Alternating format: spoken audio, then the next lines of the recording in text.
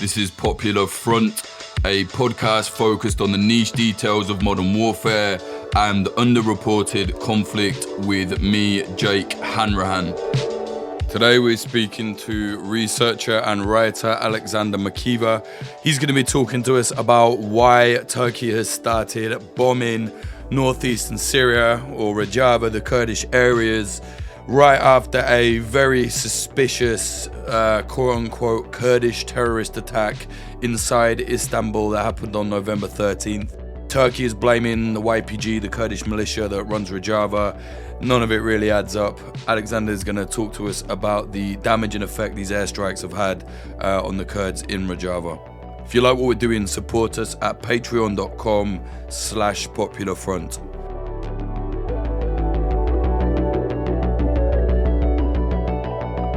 The last, it's almost 2 months now, I believe, right?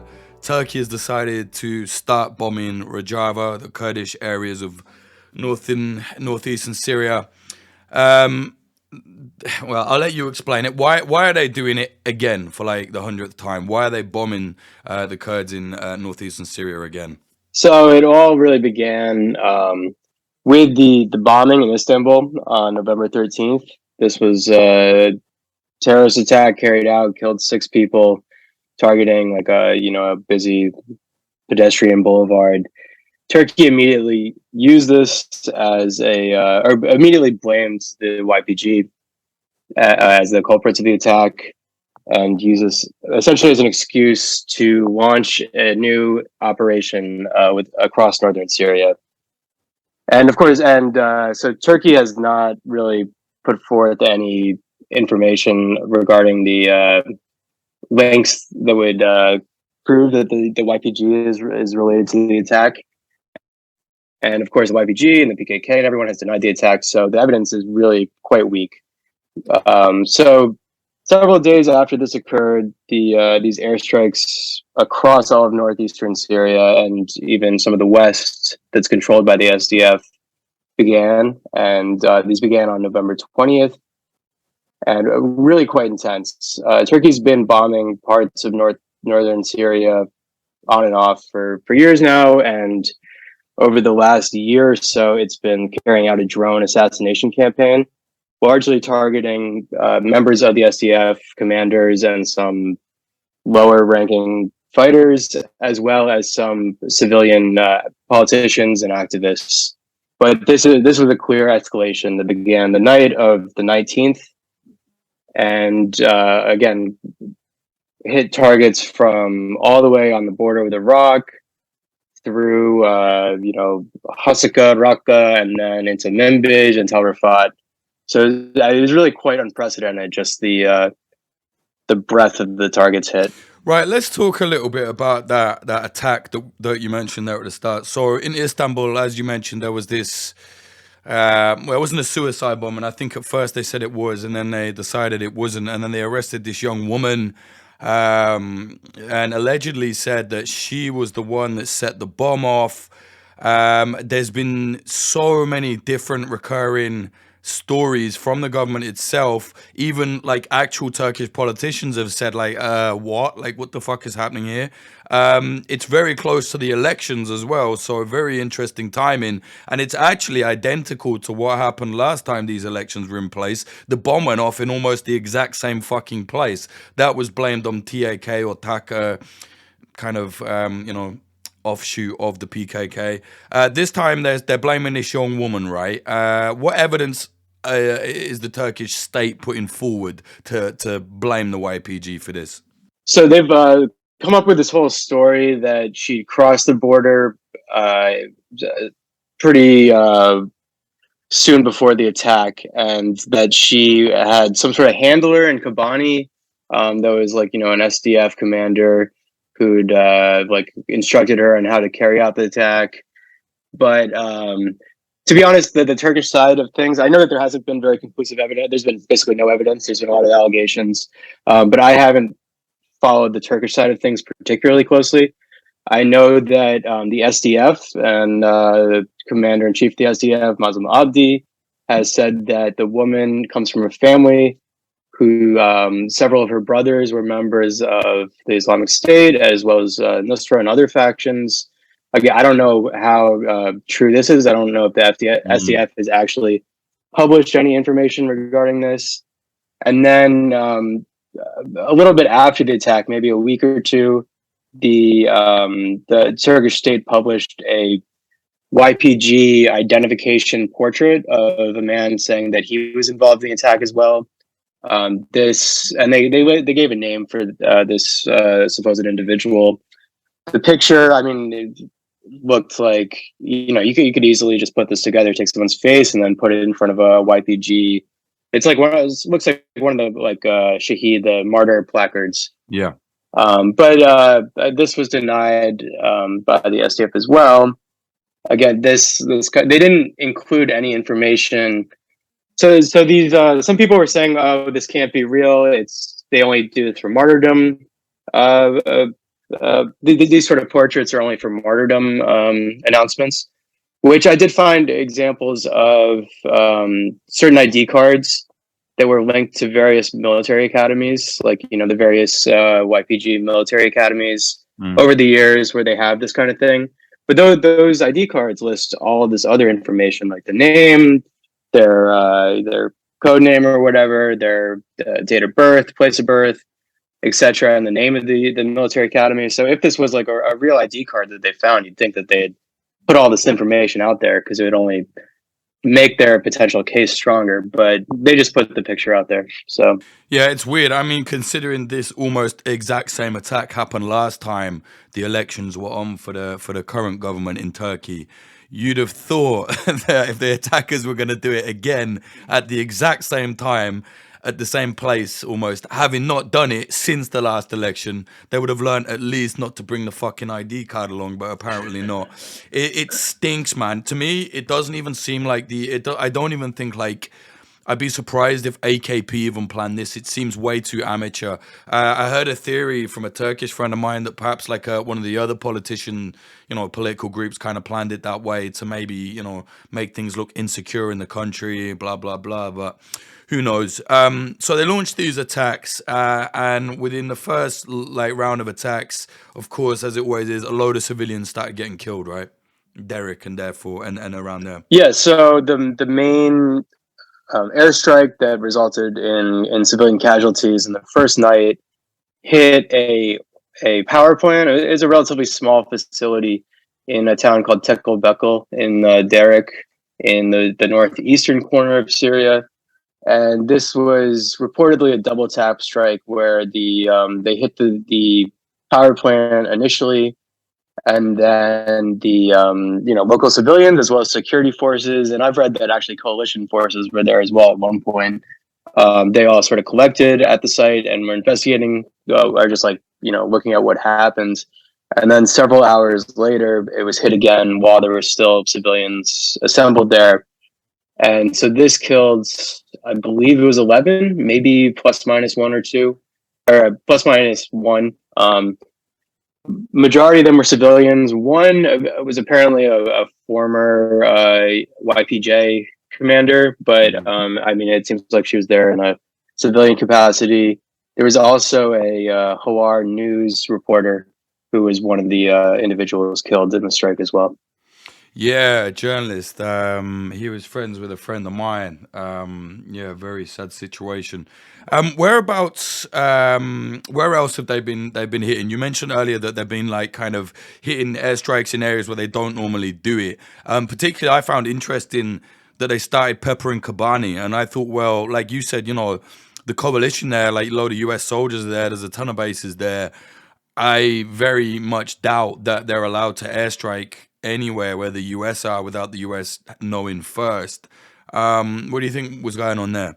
Well, it was what was particularly interesting was the strike on the Joint Coalition SDF base, which is actually it's in Western Hasaka, Western Jazeera Canton, really sort of in between Tel Tamer and Hasaka City. But this was a joint coalition base where they, carry out training missions with the SDF, with the the YET, the anti-terror units. Mm-hmm. And also, El Monitor's reported on this relatively extensively. It's a major headquarters for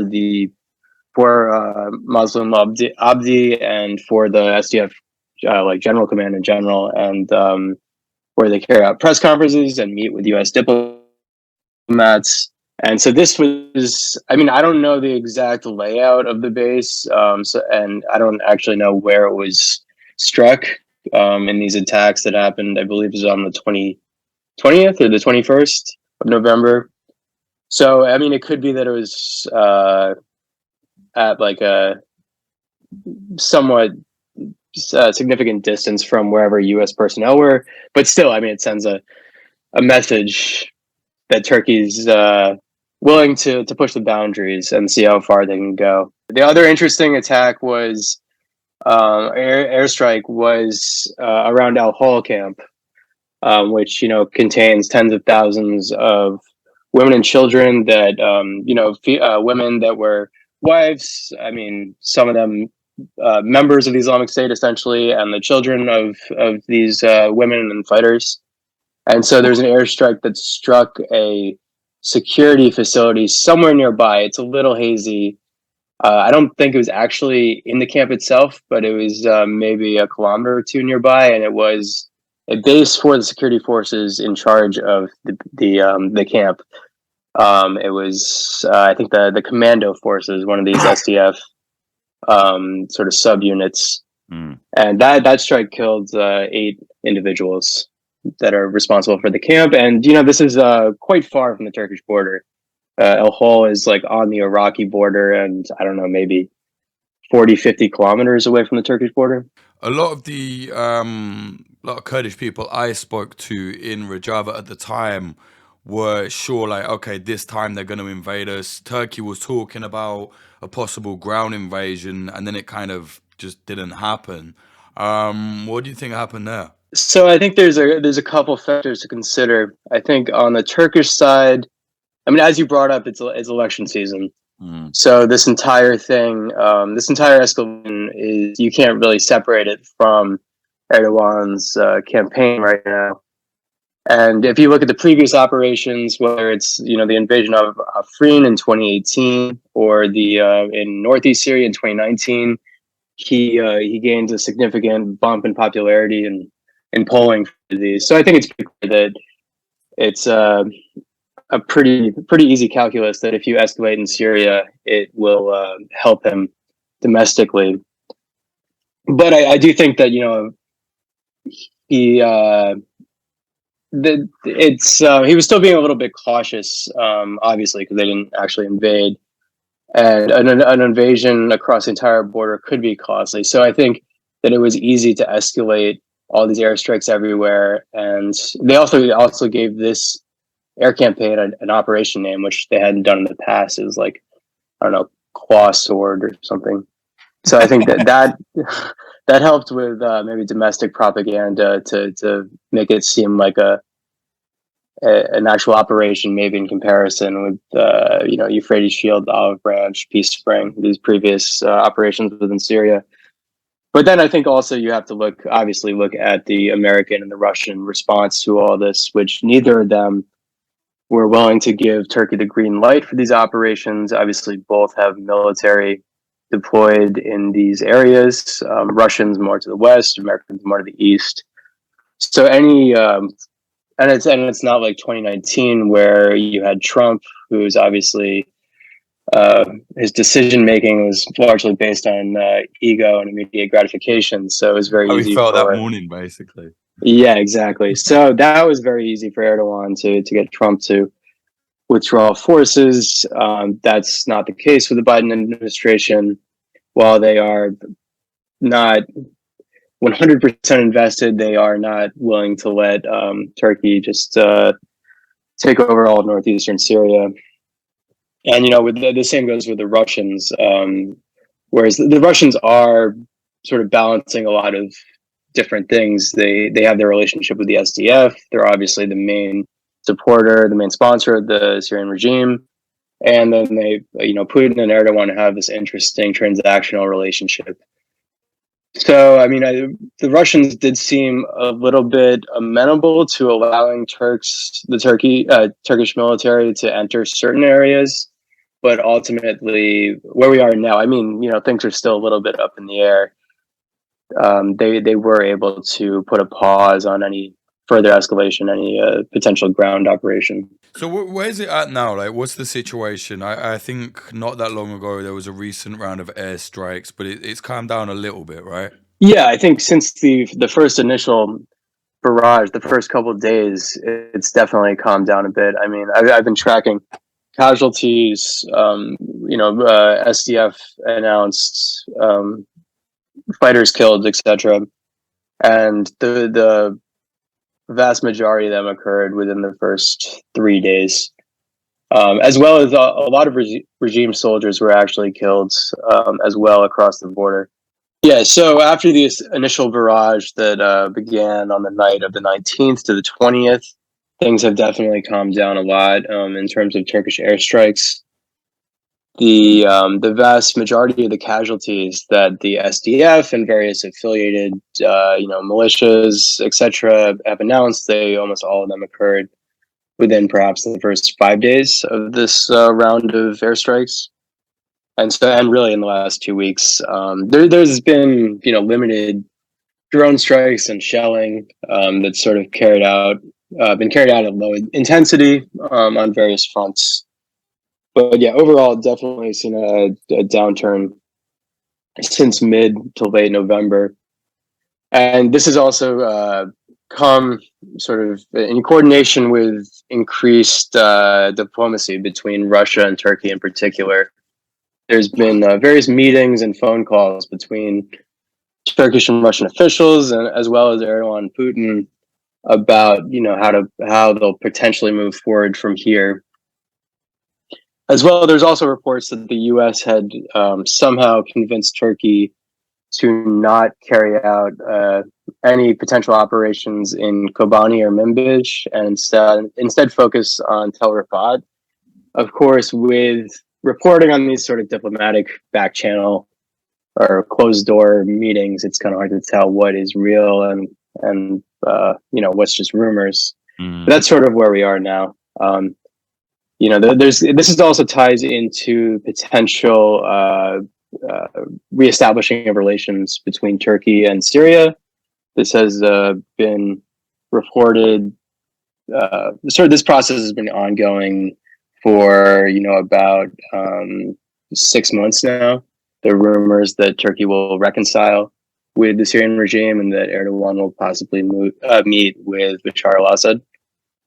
And so this is Turkey's using this escalation as leverage to within these talks, because while these talks have gone on, there's still a lot of issues between the two parties, and it's still a long way off before any of these are settled. But Turkey showing the sort of belligerence or aggression is just another part of this. I mean, I can see it happening, to be honest, and I think the Kurds are in a very precarious place right now. You've got Turkey, who is, Erdogan's been openly canoodling with Putin for a long time now, not just buying rocket systems, but even at one of these fucking summits recently, he's just hanging out, like, his best pals with Putin and whatever.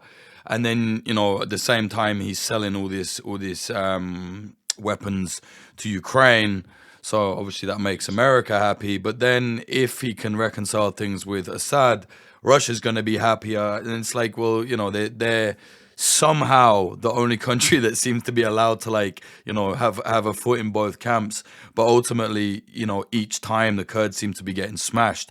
I feel like ultimately his goal is to get the full-on go-ahead from both sides to kind of try and wipe out Rojava. I don't know. What do you think? Do you think that's over the top or what? I mean, I think that's one potential outcome or end goal that they envision, but I think way easier would be to force some reconciliation or some sort of deal between Damascus and the autonomous administration, where basically the SDF would cease to exist, and any sort of Kurdish autonomy would cease to exist. So this, and then basically they would mean Damascus returns to the borders, and this entire issue, or what they perceive as an issue, would disappear. So I think there's several different outcomes that they might be seeking, that might equally be acceptable to them. The end goal is really just the disappearance of the autonomous administration, the SDF. Yeah, I mean, even so, if they did that, it would still essentially be them trying to wipe out the SDF.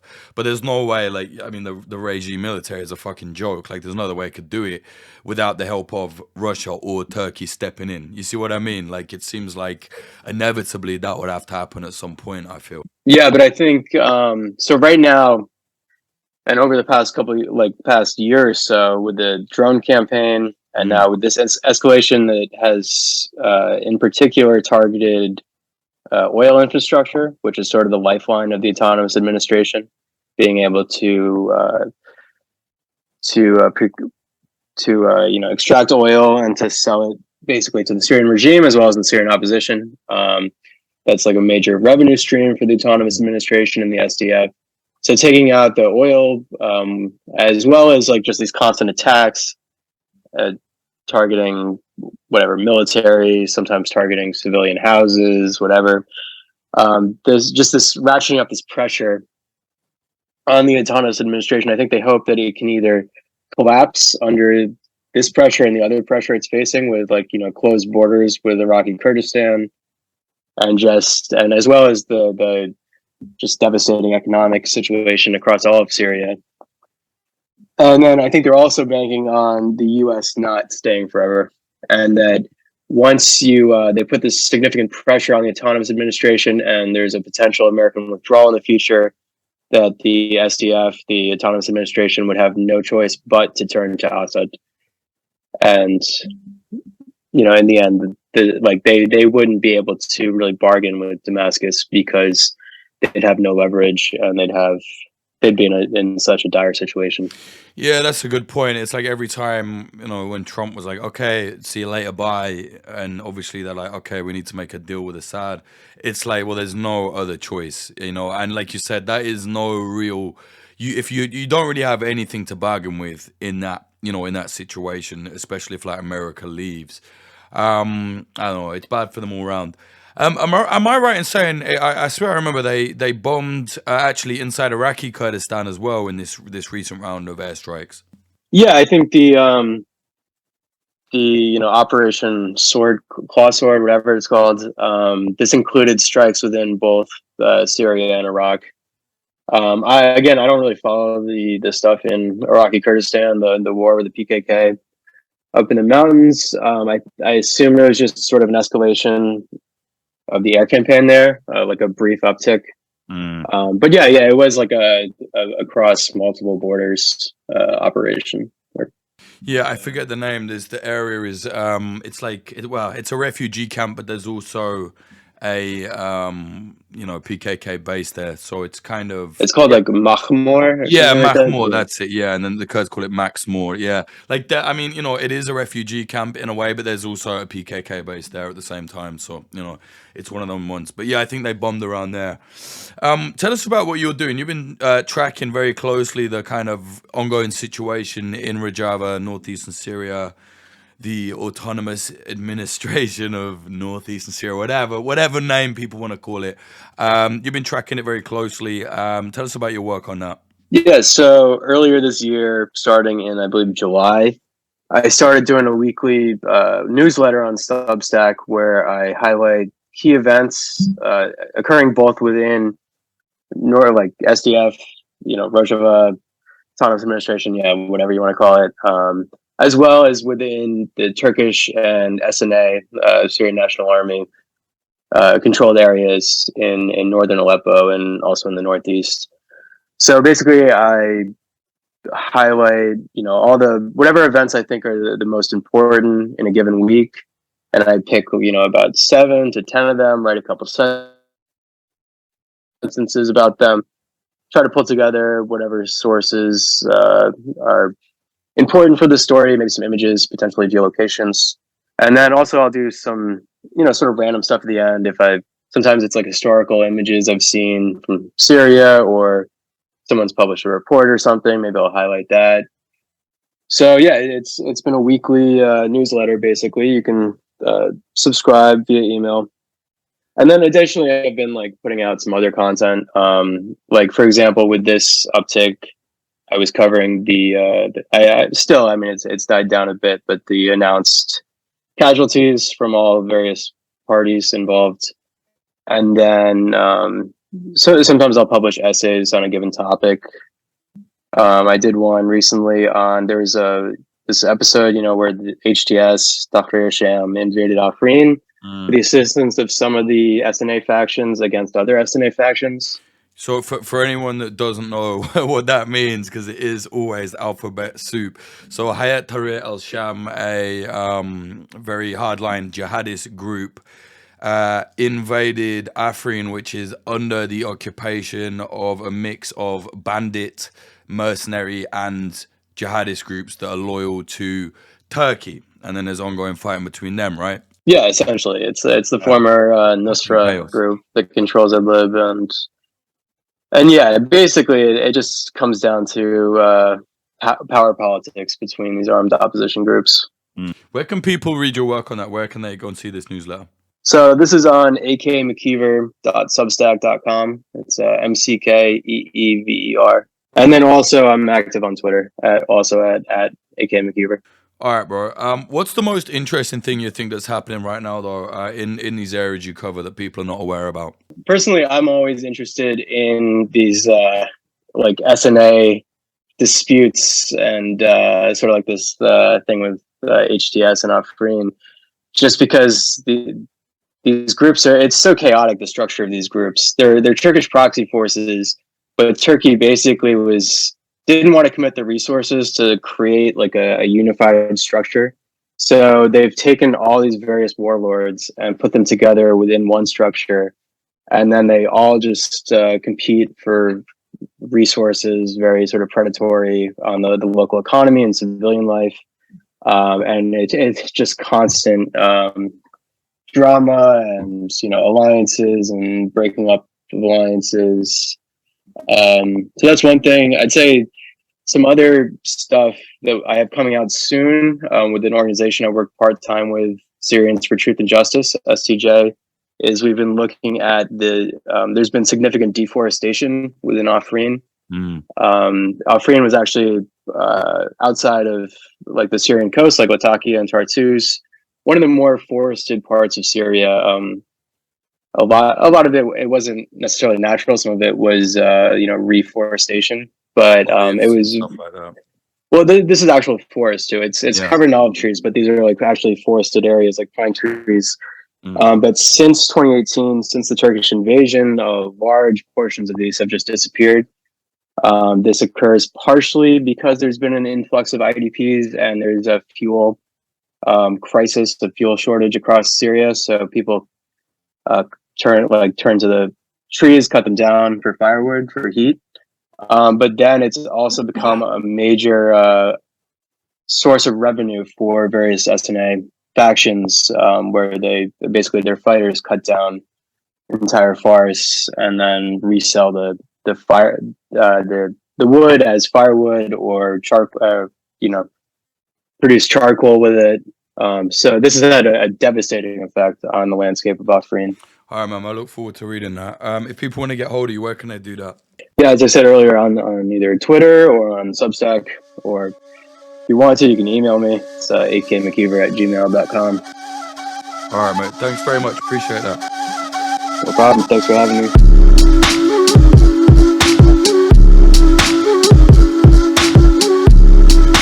That was researcher and writer Alexander Makiva talking to us about the continued Turkish airstrikes on Rojava, which are ostensibly a response to the attack that we spoke about in Istanbul, the attack that the Turkish state says was led by the YPG, with very little evidence, and the timing of it being around the elections is very iffy, it's fishy.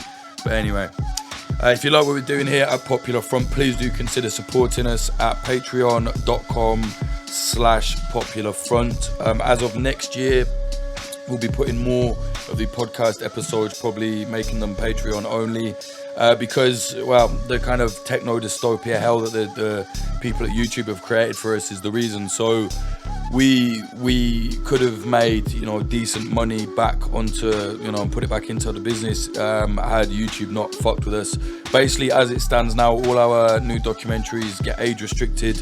The whole channel is demonetized anyway, so we can't make a penny from YouTube. Bearing in mind, one of our documentaries has 2.6 million views.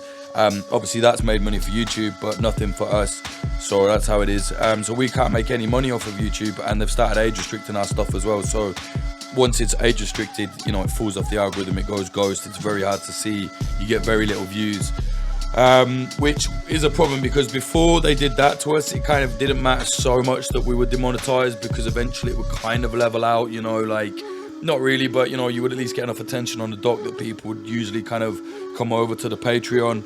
But that's just, YouTube has decided to just really throttle us. We did have a guy that was from YouTube that was meant to be helping us, but he kind of just stopped. I don't know, he just fell off the face of the earth, so that's great. But that's how it is. So yeah, so going forward, I think there's going to be a lot more content on the Patreon next year. Patreon.com/Popular Front. We're going to have to take on more sponsors as well, because I've been working like almost 7 days a week every day for 4 years on this, 5 years next year. I'm not seeing it fall apart because we can't make enough money, because YouTube, scumbags were like, oh no, it wasn't advertiser friendly, so fuck them, we'll find a way. But anyway, if you want to support us, if you're a rich Bitcoin guy or whatever, hit us up, or go to popularfront.co/support. There's plenty of ways to do it. Thank you very much to our current sponsors. They are Grindcore House, a set of coffee shops in California. One in South, one in West. You can go and check them out at Grindcore House on social medias. Find out, go there, tell them we sent you. You might get a free coffee. Also sponsored by Oracle Coffee Shop in Portland, Oregon. Again, go there, tell them we sent you. You get a free coffee. I think it's like I don't know. I think you just literally got to go in and say, yeah, I came because of Popular Front, and they'll give you a free coffee. But you can't do that every time. You can't go in there every day and do that. But I think you can do that like once. Maybe if you're sneaky, maybe do it once or twice. But yeah, that's how that is. Also sponsored by Propagandopolis, an outlet selling and reporting on wartime propaganda throughout the history. Go to propagandopolis.com. Use the promo code PopularFront10. You get 10% off of your order. If you want to follow us on social media, Instagram is instagram.com/popular.front, Twitter at popularfront_, youtube.com/popularfront, and what else? TikTok, there's TikTok at popular.front. If you want to follow me on anything, it's at Jake_Hanrahan, HANRAHAN. If you want to talk about big time money drops on Popular Front, go to my site, jakehanrahan.com. You'll see how to contact me there. And if you just want to see how links to everything, basically just go to popularfront.cc. That's links to everything, or the kind of the landing page, the website is at popularfront.co. Also, you can buy our merchandise at popularfront.shop. We've got plenty of stuff on there. Very soon we got a new drop coming. It's Camo Champion Windbreaker, so that's going to be a nice one there. Popularfront.shop. If you have not received the 3rd issue of the zine yet and you bought it, bear in mind there is serious postal strikes in the UK where I sent all of those zines from. I sent them like well over a month ago now, and a lad in Germany, literally a friend of mine, he got his yesterday. So that's like 6 weeks it almost took for a magazine that fits for your letterbox, an A4 magazine, to get from England to Germany. It took like 6 weeks. That's the state of the UK right now. I don't think people fully understand how unbelievably fucked the country is right now, but it's very badly fucked. But it is coming. Trust me, they are coming. And if there's been some weird error where, I don't know, it must have been the printing of the labels, but some people that order like 3 only got 1. If that happened, email me and I will send you out the others. We've done that a few times already, but generally it seems to have gone pretty well, so I'm glad about that. Music in this episode, the intro was by Home and the outro was by Sam Black. You can hear his music at samblackpf.com or look him up, Sam Black PF, on Spotify.